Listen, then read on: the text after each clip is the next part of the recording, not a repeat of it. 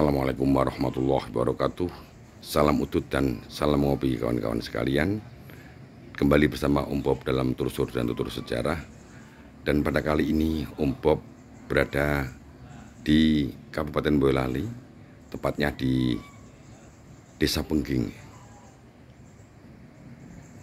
Dan lebih tepat lagi Om Bob saat ini berada di komplek makam beliau Pujangga Agung Tanah Jawa daerah Kasunanan Surakarta, yaitu makam Pujangga Raden Tumenggung Yosodipuro atau Tos Pajang pertama.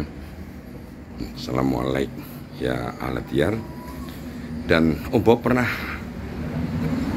ke sini di dalam konten Om Bob beberapa atau 1 tahun yang lalu. Ini kebetulan sepi kawan-kawan sekalian. Ini adalah makam beliau Yosodipuro pertama. Om Bob dalam Telusur Sejarah kali ini Om Bob akan memfokuskan kepada putra beliau. Dan putra beliau ini adalah Raden Ngabei Sastronegoro yang bergelar Yosodipuro II atau Ronggo Warsto pertama. Dan Om Bob juga pernah mengunggahnya 1 tahun yang lalu. Ini tepat berada di sayap kanan dari makam Yosodipuro ini, di komplek makam di belakang Masjid Agung Cipto Mulyo Alun-Alun Pengging ini. Itu masjidnya kan sekalian, tepat di depan masjid. Inilah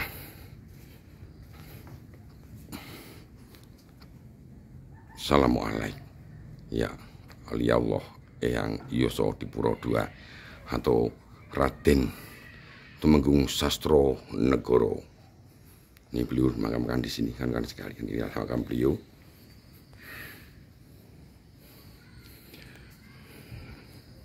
Ini lihatnya adalah garwo beliau.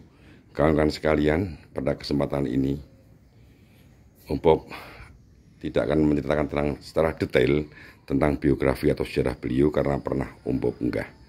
Namun ada beberapa hal yang perlu Om Bob sampaikan terkait dengan karya-karya beliau.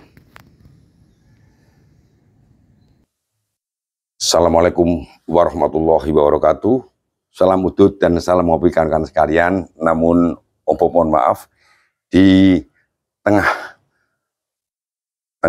makam orang agung Tanah Jawa, Pujangga Agung Tanah Jawa daerahnya, yaitu Raden Tumenggung Sastronegoro.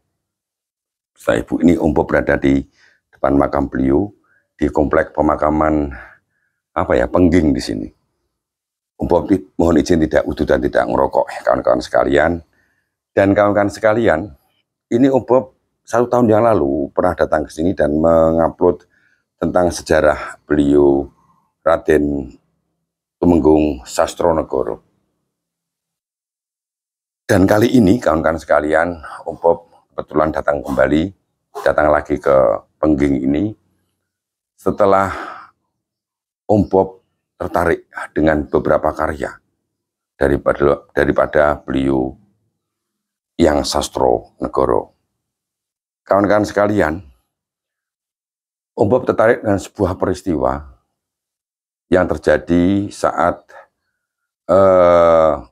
di era Kasunanan Surakarta Hadiningrat, yaitu sebuah peristiwa yang disebut dengan Geger Pakepung. Nah, Geger Pakepung itu dapat diketahui tentang sebab maupun peristiwanya itu dalam sebuah serat yang ditulis oleh beliau yang Sastronegoro, yaitu Babat Pakepung. Dan kali ini kan sekalian, biar tidak bias, Om Bob akan memfokuskan salah satu daripada karya Raden Tumenggung Sastronegoro, yaitu Babat Pakepung. Dan dari Babat Pakepung ini kita bisa tahu tentang sejarah sebuah peristiwa yang terjadi terhadap Kasunanan Surakarta dan hampir saja meluluh lantakkan Keraton Kasunanan Surakarta, yaitu peristiwa Geger Pakepung. Seperti apa Geger Pakepung itu, dan Om Bob ini banyak membaca sejarah Geger Pakepung itu dalam karya Sastronegoro, yaitu Babat Pakepung. Sehingga kawan-kawan sekalian, karya Babat ini dapat dijadikan sebagai salah satu sumber sejarah atau data primer sejarah. Apalagi peristiwa Pakepung itu terjadi ya menjelang abad 19. Tepatnya itu tahun 1790, Babat Pakepung itu. Baiklah kawan-kawan sekalian, Bob akan dalam kesempatan ini akan menuturkan tentang sebuah peristiwa, yaitu Geger Pakepung. Dan Geger Pakepung, saya lagi Bob banyak membaca dari karya beliau, yaitu Babat Pakepung yang ditulis oleh Raden Tumenggung Sastronegoro. Dan saat itu beliau belum menjadi pujangga utama, karena saat terjadinya peristiwa Pakepung ini, pujangga utamanya masih ayah beliau, yaitu Yosodipuro pertama. Gelar beliau ini adalah Yosodipuro kedua atau Ronggo Warsito pertama. Sedangkan putra beliau nanti adalah Pajang Suworo, Raden Mas Pajang Suworo, Raden Ngabei Pajang Suworo itu adalah Ronggo Warsito kedua, dan cucu beliau yaitu Bagus Burhan nanti terkenal dengan Ronggo Warsito ketiga atau Raden Ngabei Ronggo Warsito, pujangga terakhir tanah Jawa yang sangat terkenal itu. Hati satu Ronggo Warsito III itu merupakan cucu beliau dan buyut dari Yosodipuro, hati terah-terah para pujangga. Bob tidak akan bahas itu, Bob saat ini akan memfokuskan pada Babat Pakepung. Baiklah kawan-kawan sekalian, Babat Pakepung ini sebuah peristiwa yang terjadi di era awal-awal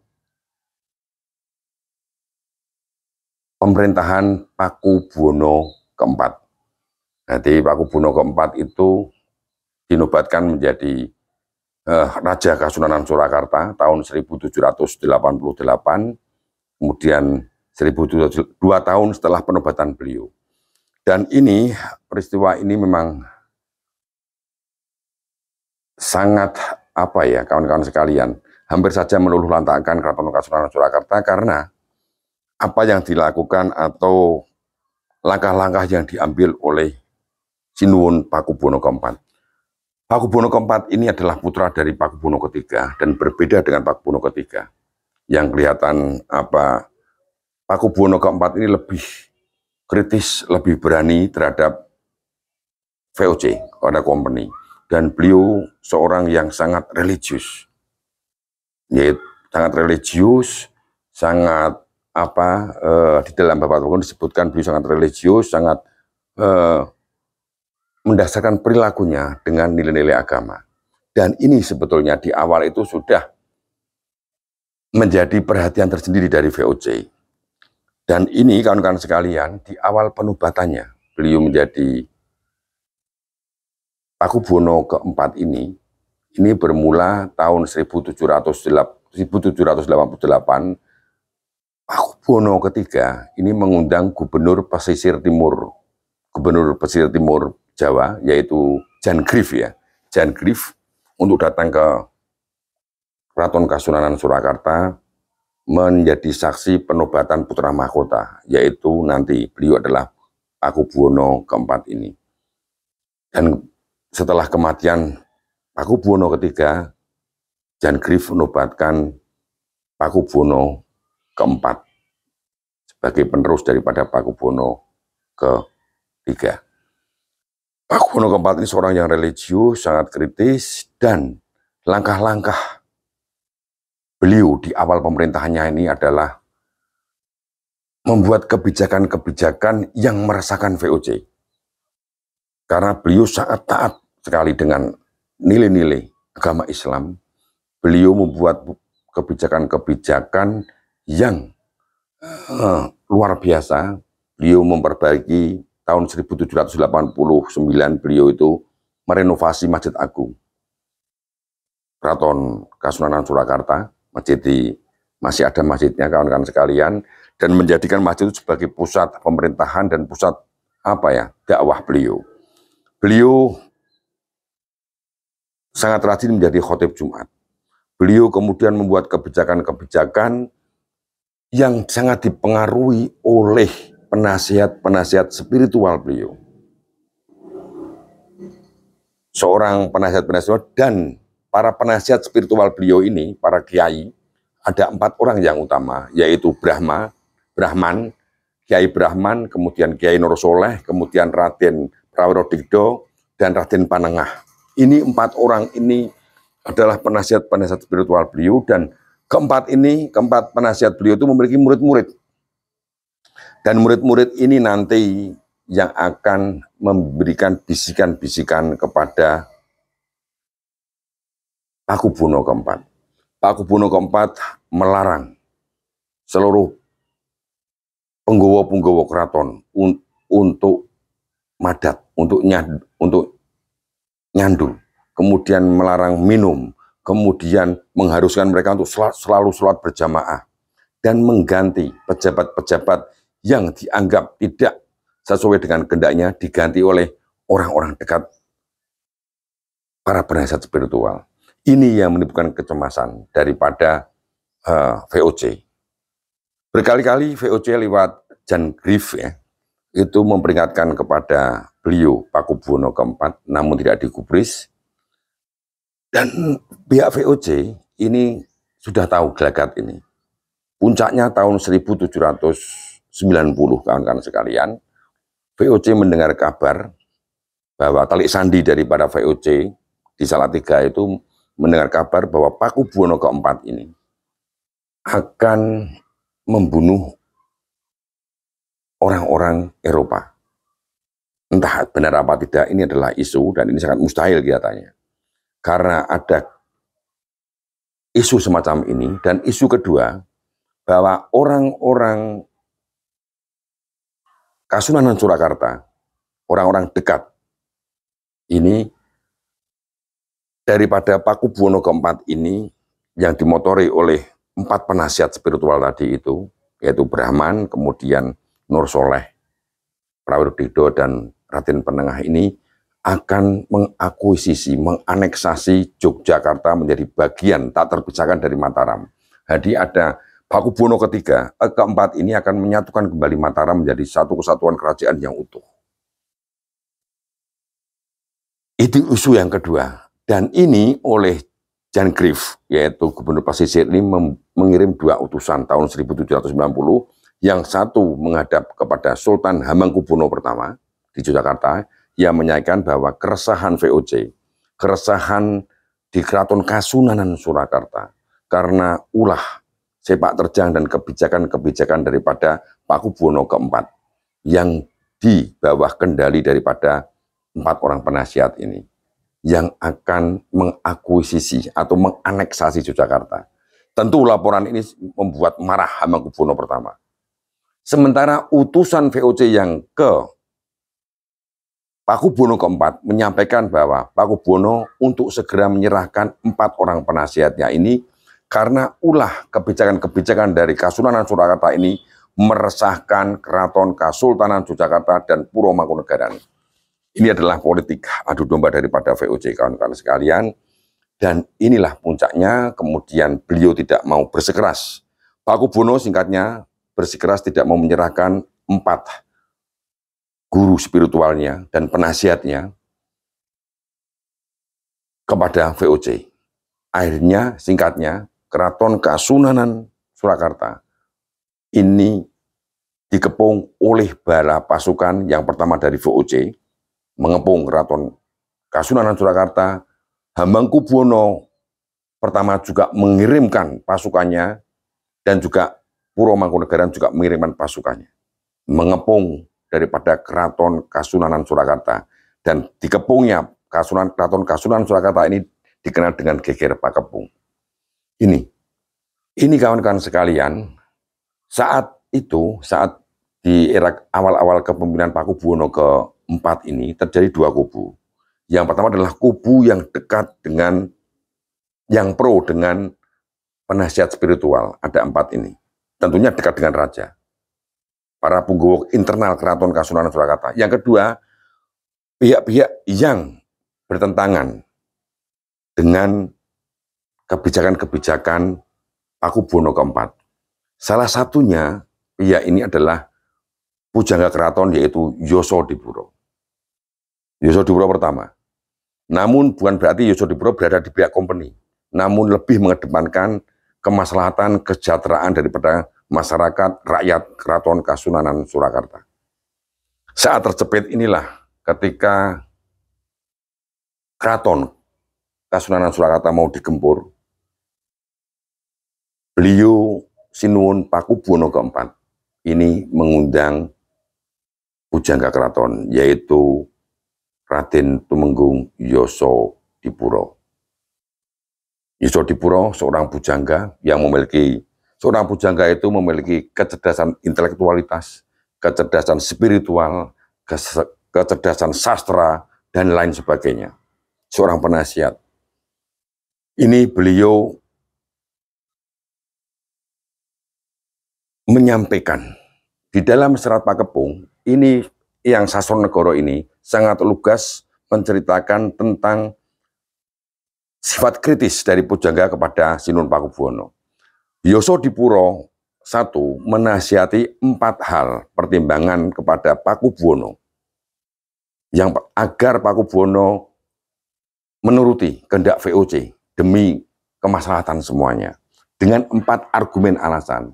Yang pertama, bahwa Sinuwun Pakubuwono keempat memiliki dosa. Yang pertama kepada Hamengkubuwono pertama. Karena wilayah Kasultanan Yogyakarta bukan merupakan hak daripada Pakubuwono keempat. Ini nasihat yang pertama. Nasihat pertama ini menunjukkan bahwa rencana aneksasi daripada Kasunanan Surakarta kepada Kasultanan Yogyakarta bukan isu, tapi benar-benar sudah direncanakan. Yang pertama. Yang kedua, bahwa kondisi Keraton Kasunanan Surakarta internal ini terjadi perpecahan, tidak ada persatuan. Satu kubu ada di pihak Sinuwun Pakubuwono, pihak lain ada di oposisi. Apalagi banyak sekali pejabat-pejabat yang karena tidak jelas kesalahannya diganti oleh orang-orang daripada Brahman sama Nur Soleh.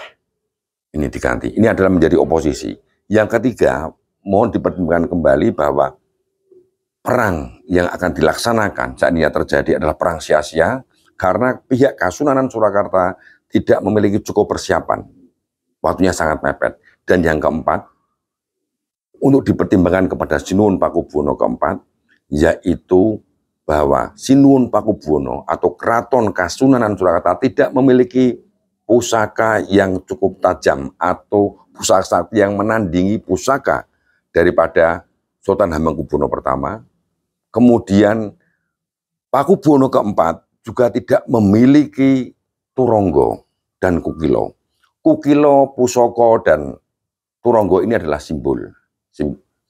bersifat simbolis bahwa Kukilo itu adalah seorang cerdik pandai atau orang-orang atau para pejabat-pejabat keraton yang memiliki cukup kepandaian untuk berdiplomasi. Sedangkan Turonggo adalah kendaraan atau penghubung yang dengan cepat dapat menghubungkan wilayah-wilayah tertentu sebagai aliansi daripada Keraton Kasunanan Surakarta. Dengan pertimbangan itu, maka beliau Sinuwun Pakubuwono keempat bersedia menuruti daripada nasihat daripada pujangga Yosodipuro pertama. Dan beliau menyerahkan keempat pembantunya, yaitu Kiai Brahman, Kiai Nur Soleh, Raden Penengah, dan Kiai Prawirodikto kepada company, dan keempatnya kemudian diasingkan di Semarang, kemudian dibuang ke Batavia. Dan Pakubuwono keempat diminta untuk menandatangani surat komitmen kepada Pak Hamengkubuwono pertama, kepada pihak Kasultanan Yogyakarta dan Puro Mangkunegaran, bahwa komitmen untuk saling menghormati bahwa antara Kasultanan Yogyakarta, Kasunanan Surakarta, dan Puro Mangkunegaran memiliki derajat kedudukan yang sama. Walaupun Puro Mangkunegaran ini adalah Kadipaten Mijil, namun memiliki derajat dan otoritas yang merdeka. Intinya saling menghormati. Inilah kawan-kawan, sehingga saat itu karena saran-saran dari Yosodipuro yang memiliki sifat kritis dan keberanian untuk memberikan peringatan, memberikan advis kepada rajanya, sehingga Kasunanan Surakarta dapat diselamatkan dari kehancuran. Namun kawan-kawan sekalian, setelah peristiwa Pakepung ini,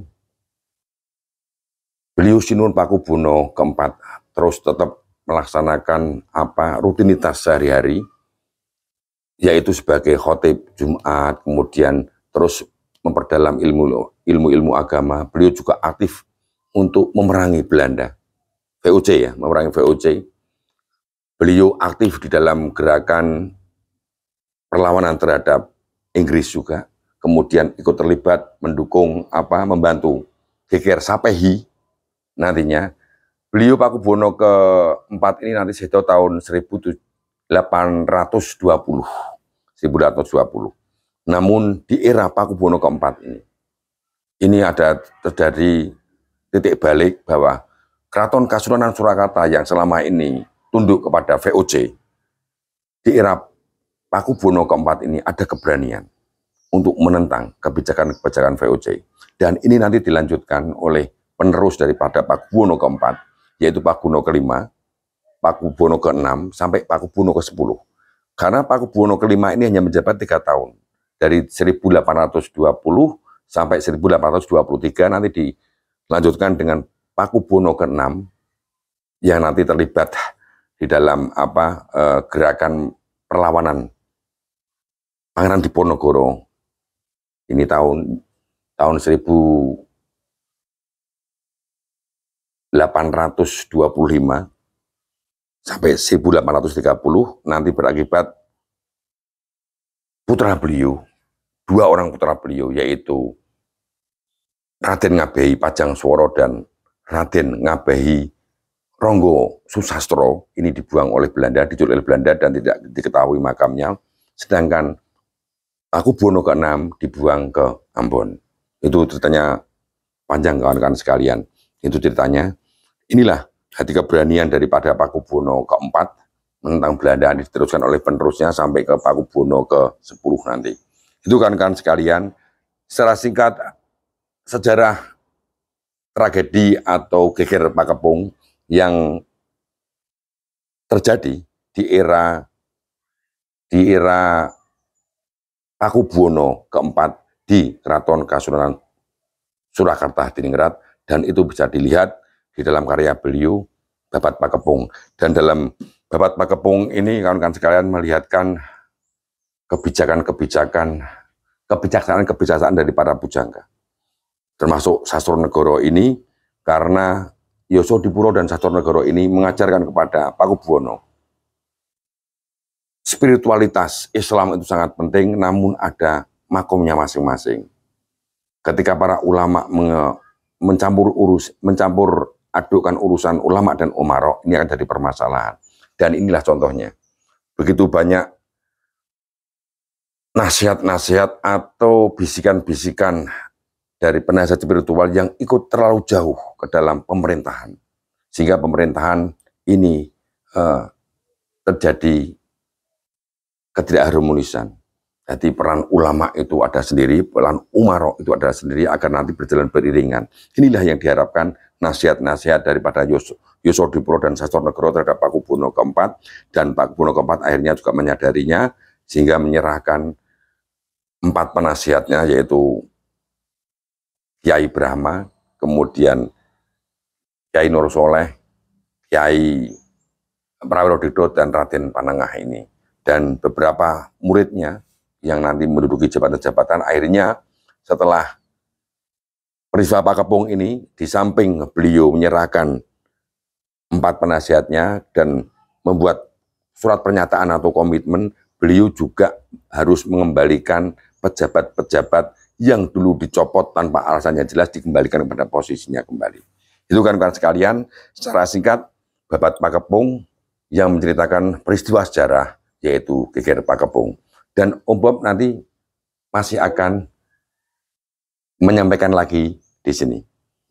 Demikian kan sekalian, sekelumit Kurang lebihnya Om Bob mohon maaf apabila ada yang kurang berkenan, dan kawan-kawan sekalian bisa melengkapi peristiwa Pakepung ini dari buku-buku yang lain. Termasuk ini Om Bob juga melihat sejarah Pakepung juga ada di dalam buku Ronggo Warsito Menjawab Takdir.